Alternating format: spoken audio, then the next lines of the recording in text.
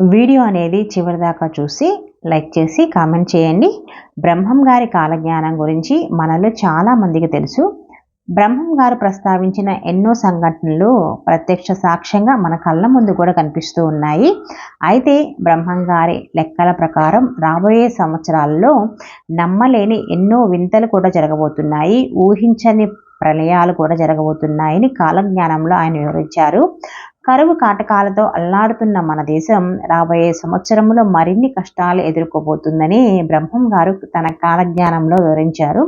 కాబట్టి ఈ ప్రణయాలు రాకముందే ప్రతి ఒక్కరూ కూడా బ్రహ్మం గారు చెప్పిన విషయాలను తెలుసుకొని కొంచెం జాగ్రత్త పడితే మంచిదని సూచిస్తున్నారు. బ్రహ్మం గారు ఏం చెప్పారో ఈ వీడియోలో చెప్తాను. చివరిదాకా చూసి లైక్ చేసి కామెంట్ చేసి సబ్స్క్రైబ్ చేసుకోండి. ఆహార కొరత తీవ్రంగా ఉంటుంది. పంటలు సరిగా పండక పాడి పశువులు సరిగా పాలివ్వక కరువు తాండవిస్తుందని చెప్పారు. దీనివల్ల బియ్యం ధరలు విపరీతంగా పెరిగిపోతాయి. అలాగే కూరగాయల ధరలు కూడా ఆకాశాన్ని అంటుతాయి. ప్రజల్లో కామవాంఛ పెరిగిపోతుంది. ఇక రాబోయే రోజుల్లో 15 సంవత్సరాలకే ఆడపిల్లలు గర్భవతులు అవుతారట. అలాగే ఇక రాబోయే రోజుల్లో మనం పీల్చే గాలిని కూడా కొనుక్కోవాల్సి వస్తుంది. ఎందుకంటే రాబోయే రోజుల్లో మనం పీల్చే గాలి మొత్తం విషంగా మారిపోతుంది. కాబట్టి మనం నీళ్ళను ఇప్పుడు ఎలా కొనుక్కుంటున్నామో అలాగే గాలిని కూడా కొనుక్కోవాల్సి వస్తుంది. ఇక రాబోయే రోజుల్లో కృష్ణానదికి భారీగా వరదలు వచ్చి ఈ వరద నీరు దుర్గమ్మ గర్భగుడిలోకి చేరి కనకదుర్గమ్మ ముక్కుపుడుకను తాగుతాయట. ఇలా జరిగిన మరుక్షణమే దుర్గమ్మకు విపరీతమైన కోపం వచ్చి కన్నెర చేస్తుంది. దీనివల్ల మన దేశం మొత్తం కూడా వినాశనం అయిపోతుందని బ్రహ్మం గారు కాలజ్ఞానం రాసుకొచ్చారు. ఇక మన రాజకీయాల్లో కూడా ఎన్నో ఊహించని మార్పులు అయితే జరుగుతాయి. ఈ రోజుల్లో చిన్న పెద్ద అనే తేడా లేకుండా సడన్గా గుండెపోటు వచ్చే అవకాశం కూడా ఉంది.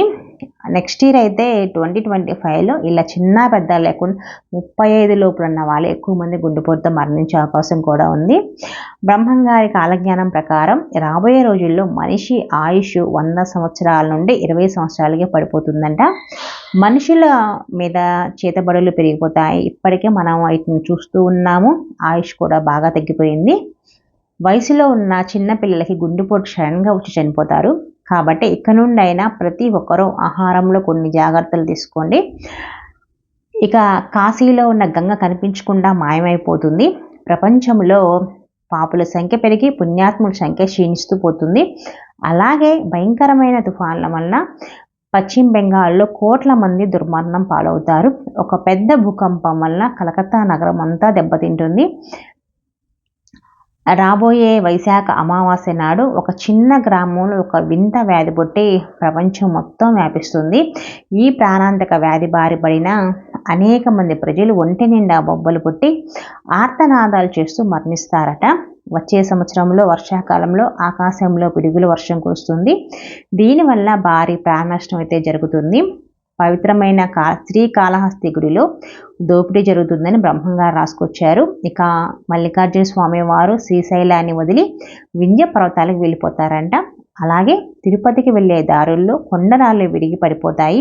దీనివల్ల తిరుపతి రహదారులన్నీ మూసుకుపోతాయని బ్రహ్మం గారు చెప్పారు. అలాగే తిరుమలలో ఉన్న వెంకటేశ్వర స్వామి సంపదను గుర్తు తెలియని వ్యక్తులు దోచుకుంటారు. దీనివల్ల వెంకటేశ్వర స్వామి కోపం వచ్చి శ్రీవారి కుడిభుజం పగులుతుందంట. అలాగే అమ్మవారి రూపుగా భావించే వేప చెట్టు నుండి అమృతం కారుతుంది. ఈ మధ్య కాలంలోనే ఇలాంటివి మనం ఎన్నో సంఘటనలు చిన్న చూస్తూనే ఉన్నాము. యాగంటిలో కొలువై ఉన్న బసవన్న లేచి రంకె వేస్తాడంట. ఆ క్షణంలోనే అక్కడున్న చాలామంది దుర్మార్గులు మట్టి కొట్టుకుపోతారని బ్రహ్మం గారు వివరించారు.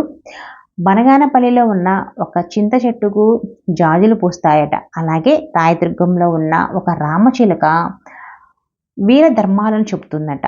గోదావరి నది మధ్యలోకి కొన్ని ఆవుల గుంపులుగా వెళ్ళి ఆవులన్నీ ప్రాణాలు విడిస్తాయని బ్రహ్మం గారు ముందే ఊహించి చెప్పారు. ఇక అర్ధరాత్రి సమయంలో ఉన్నట్టుండి సూర్యోదయం అవుతుందని చెప్పుకొచ్చారు. బెంగళూరులో వైశ్యగృహంలో శ్రీ మహాలక్ష్మి జన్మిస్తుందంట. అలాగే కంచి కామాక్షి కన్నెర్ర చేస్తుందని, దీనివల్ల దక్షిణాన ఉన్న జనాలు చాలామంది మరణిస్తారని బ్రహ్మం గారు కాలజ్ఞానం రాసుకొచ్చారు. రాబోయే రోజుల్లో వివాహాలు కూడా అంతరించిపోతాయి. వివాహం కాకుండానే ఆడవాళ్ళ గర్భవతులు అవుతారు. ప్రపంచం మొత్తం పాపాత్ములతో నిండిపోతుంది. ఇక మంచి చెడులకు తావుండదు. మహాలక్ష్మి స్వరూపంగా భావించే స్త్రీలు ఆట బొమ్మలుగా తయారవుతారు. ఇది ఆల్రెడీ మనం చూస్తూనే ఉన్నాము. ఇవన్నీ కూడా కలుషితమైన ఆహారం తినడం వలన స్త్రీ గర్భాశయం పాడైపోతుంది. దీనివల్ల ఎంతోమంది స్త్రీలు గర్భాన్ని దాల్చలేరు. కాబట్టి ఇక రాబోయే రోజుల్లో చాలామంది స్త్రీలు గర్భవతులు కాలేరంట. ఇది కూడా మనం చూస్తూ ఉన్నాం. ప్రజెంట్ చాలా సిచ్యువేషన్స్ ఇలానే ఉన్నాయి. బ్రహ్మంగారి కాలజ్ఞానం ప్రకారం అయితే సంవత్సరం చివరిలో ఆకాశంలో ఒక వింత నక్షత్రం కనిపిస్తుంది. ఈ నక్షత్రం రంగురంగులుగా మెరుస్తూ కనపడుతుంది. ఈ నక్షత్రాన్ని చూసిన వారికి మాత్రం ఎన్నో సమస్యలు ఏర్పడతాయంటారు. ఇక అడవుల్లో ఉన్న పెద్ద పులులు గ్రామాల్లోకి వచ్చి భారీగా తిరుగుతాయని చెప్పుకొచ్చారు. ఇది ఆల్రెడీ మనం చూస్తున్నాము. నెల్లూరు సీమ నీటిలో మునిగిపోతుందంట. కొన్ని రహస్యమైన కారణాల వల్ల శ్రీ కుమారస్వామి ఆలయం వారం రోజుల పాటుగా మూసివేస్తారని బ్రహ్మం గారు చెప్పుకొచ్చారు. పర్యావరణంలో కాలుష్యం పెరిగిపోయి ఎన్నో వరదలు వచ్చి మహానగరాలు మునిగిపోతాయి. ఇది కూడా మనం చూస్తున్నాం. బ్రహ్మంగారి కాలజ్ఞానం ప్రకారం రాబోయే సంవత్సరాల్లో ప్రారంభం నుండి కొన్ని విషయాలు ఇప్పటికే నిజమైనవి. మన జనాభా విపరీతంగా పెరుగుతుందని, అడవుల్లో నివసించే జంతువులు జనవాసాల్లో ప్రవేశించి మనుషుల ప్రాణాలు తీస్తాయని బ్రహ్మంగారు చెప్పినట్లు జరిగాయి. అలాగే పంటలు సరిగా పండక తీవ్ర ఆహార కొరత ఏర్పడుతుందన్నారు. ప్రజలు తీవ్ర ఆకలితోనే అలమటిస్తారని బ్రహ్మంగారు వెల్లడించారు. ప్రజలు మంచం మీద పడుకుని రక్తం గడ్డగట్టడం వల్ల చనిపోతారని, లక్షలాది మంది ప్రజలు తీవ్ర ఇబ్బందులు గురవుతారని కూడా వెల్లడించారు. ఏది ఏమైనా సరే కాలజ్ఞానంలో ఉన్నటువంటి ప్రతి ఒక్క సంఘటన కూడా ఖచ్చితంగా జరిగి తీరుతుందన్నమాట. వీడియో నచ్చితే మటుకు లైక్ చేసి కామెంట్ చేయండి.